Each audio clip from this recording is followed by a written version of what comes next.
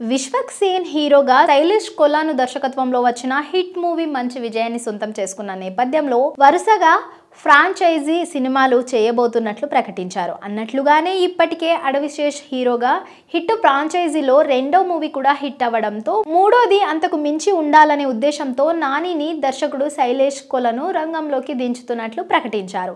ఇటీవలే సరిపోదా శనివారం సినిమాతో వచ్చిన నాని తాజాగా హిట్ 3 గ్లిమ్స్ తో వచ్చాడు. హాలీవుడ్ లో ఎక్కువగా వచ్చే ఫ్రాంచైజీ సినిమాలు ఈ మధ్య కాలంలో బాలీవుడ్ లో కూడా వస్తున్నాయి. ఇప్పటికే క్రిష్ ఫ్రాంచైజీ సినిమాలు వచ్చి హిట్ అయ్యాయి. తెలుగులో హిట్ టైటిల్ తో వరుసగా సినిమాలు రాబోతున్నాయి.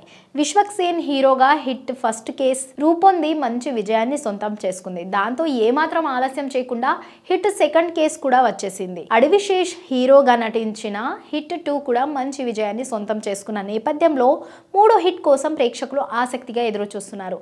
హిట్ 2 విడుదల సమయంలోనే హిట్ 3 నాని హీరోగా రూపొందిస్తున్నట్లు దర్శకుడు శైలేష్ కొలను అధికారికంగా ప్రకటించాడు. అప్పటి నుంచి హిట్ ఫ్రాంచైజీ ఫ్యాన్స్ వెయిట్ చేస్తున్నారు.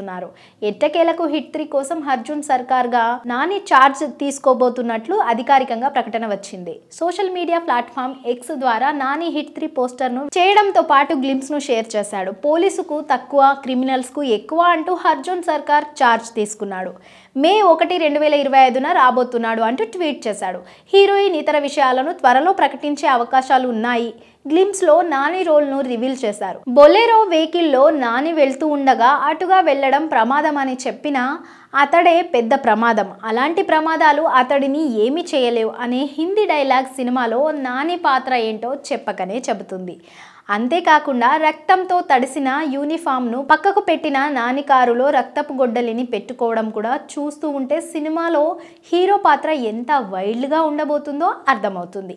ఈ మధ్య కాలంలో నాని చేసిన పాత్రలన్నింటిలోని ఈ పాత్ర వైల్డ్ గా ఉండబోతున్నట్లు అనిపిస్తోంది. ఇటీవల విడుదలైన సరిపోదా శనివారం సినిమాకు మంచి రెస్పాన్స్ దక్కింది. తెలుగు రాష్ట్రాల్లో భారీ వర్షాలు కురుస్తున్నా కూడా మొదటి 5 రోజుల్లో ఆ సినిమా 75 కోట్లకు పైగా వసూళ్లు సాధించింది.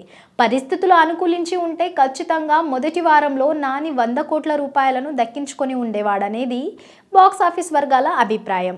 సరిపోదా శనివారం సినిమా విడుదలైన వెంటనే శ్రీకాంత్ ఒడేలా దర్శకత్వంలో రూపొందుతున్న సినిమా అప్డేట్ వచ్చింది. అతి త్వరలోనే సినిమా టైటిల్ ను అనౌన్స్ చేయడంతో పాటు సినిమాలోని నాని పాత్రను రివీల్ చేయబోతున్నట్లు ప్రకటించారు.